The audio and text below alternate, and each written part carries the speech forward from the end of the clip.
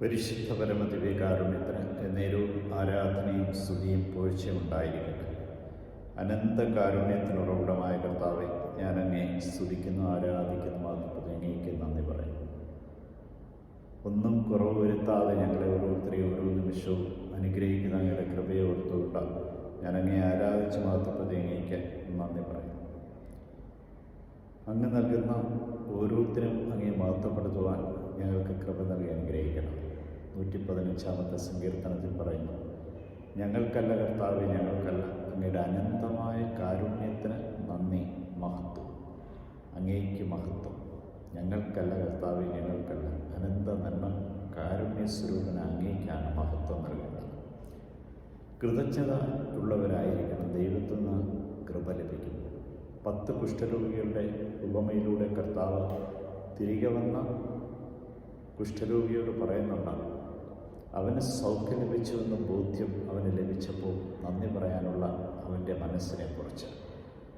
അവൻ തിരികെ വന്ന് നന്ദി പറയുമ്പോൾ ബാക്കി 9 പേരെവിടെ എന്ന് ചോദിക്കും. എത്രയോ നന്മകളാണ് നമുക്ക് ദൈവം ഓരോ നിമിഷവും നൽകുന്നത്. എത്രമാത്രം നമുക്ക് നന്ദി പറയുവാനായിട്ട് സാധിച്ചു. ഓരോ പ്രാവശ്യവും അപേക്ഷകളും യാചനകളുമായിട്ടല്ലാതെ നന്ദി നിറഞ്ഞ ഹൃദയത്തോടുകൂടി അവിടുത്തെ സന്നിധിയിൽ പോകുവാൻ നമുക്ക് കഴിയുമോ? ഇന്ന് കർത്താവ് ചോദിക്കുന്ന ഇതാണ്, എത്രമാത്രം കൃതജ്ഞതയോടുകൂടി നിൻ്റെ ജീവിതത്തെ സമർപ്പിക്കുവാൻ കഴിയും. ഓരോ കൃതജ്ഞതാ ബലിയിലും നീ സംബന്ധിക്കുമ്പോൾ നിനക്ക് തന്ന ഈ ജീവിതത്തെക്കുറിച്ച് നീ നന്ദി പറയാറുണ്ട്. നിൻ്റെ കുടുംബത്തെക്കുറിച്ച്, ലഭിച്ച ഓരോ നന്മകളെക്കുറിച്ച്, നിനക്ക് ലഭിച്ച സൗഖ്യത്തെക്കുറിച്ച്, ഓരോ പ്രഭാതവും രാത്രി വരെ നിന്നെ സംരക്ഷിക്കുന്ന ദൈവത്തിന് ഓരോ ദിവസവും നന്ദി പറഞ്ഞുകൊണ്ടാണ് ഈ ദിവസം സമാപിപ്പിക്കുന്നത്.